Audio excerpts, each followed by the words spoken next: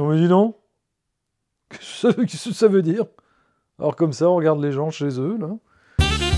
You talking to me? Well, who the hell else are you talking to? Talking to me? Well, I'm the only one here.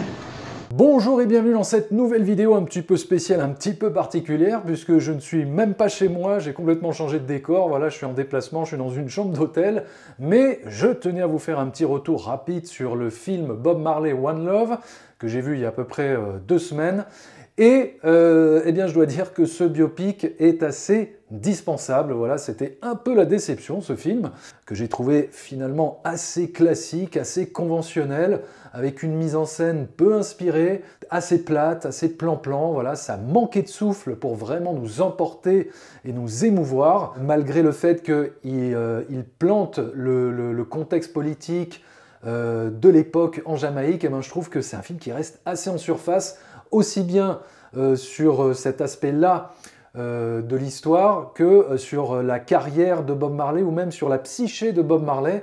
Et finalement, ce n'est peut-être pas très étonnant, puisque quand on regarde le générique, eh bien, on s'aperçoit que ce sont les héritiers de Bob Marley qui sont coproducteurs du film, donc à mon avis, ils n'ont pas voulu trop écorner l'image du chanteur. Il y a peut-être des choses qui ont été passées sous silence, il y a peut-être des zones d'ombre comme ça qui n'ont pas été véritablement dévoilées dans ce film. Ils n'ont pas tout raconté pour finalement, eh bien, faire un portrait du chanteur assez lisse, et vu que c'est assez lisse, eh bien ça nous emporte pas, c'est pas très fort, c'est pas très émouvant, et c'est donc pas très mémorable. C'est un film qui coche les cases du biopic classique, et je trouve que le film ne rend pas justice à l'artiste. Et c'est bien dommage vu le mythe qu'ils avaient entre les mains autour de ce chanteur qui a absolument marqué la musique. Voilà, ils auraient pu faire quelque chose d'énorme, de grandiose, et finalement, bah voilà, on a un biopic des plus classiques et des plus lisses, je trouve. Ce qu'il y a de bien dans le film, ce sont surtout les chansons,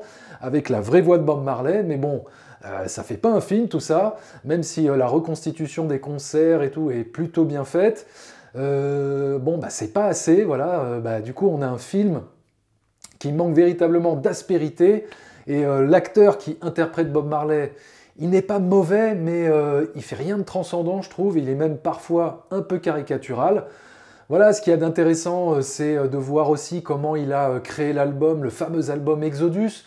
Mais même ça, je trouve que ça manque de détails, ça manque de profondeur. On sent qu'il faut voilà, passer en revue certains moments clés de sa vie, mais sans véritablement rentrer en profondeur sur la psyché du personnage, sans véritablement approfondir les thèmes que le film essaye de développer. Il y a des flashbacks sur son enfance, mais encore une fois, ça reste trop en surface pour que le film nous touche véritablement et qu'on en ressorte totalement bouleversé, ému, transporté, tout ce que vous voulez.